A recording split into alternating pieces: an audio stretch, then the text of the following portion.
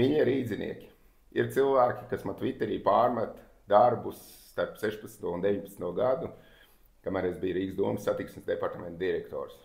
Tie cilvēki, kas atbalsta stabiņus, stāvvietu likvidēšanu, dēļ kuriem pilsētas centrs ir tukšs un kafejnīcas nestrādā, dēļ kurām ir slēgts lauvasnams un daudz citu biznesi.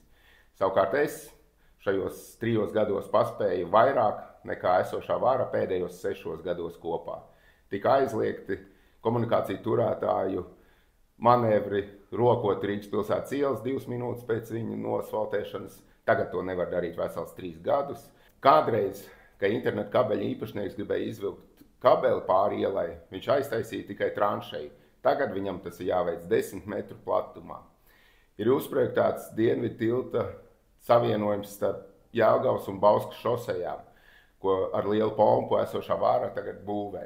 Ir uzprojektēts Sarkangaugavas pārvads, ko mans vadītā grupa uzprojektēja un saskaņoja, ko pie esošās vāras neizdotos izdarīt arī 3 gadu laikā.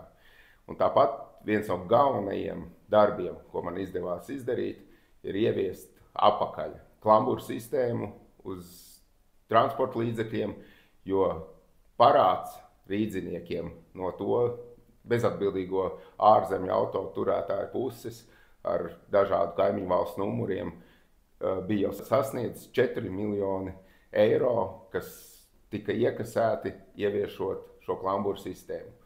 Un tāpēc, lai arī turpmāk mēs strādātu rīdzinieku labā, es aicinu atbalstīt Aināru Šleseru kā Rīgas mēru, Latviju 1. vietā, mani Emīliju Akrinu numur 35 sarakstā, būvēsim Rīgu rīdzinieku rokām.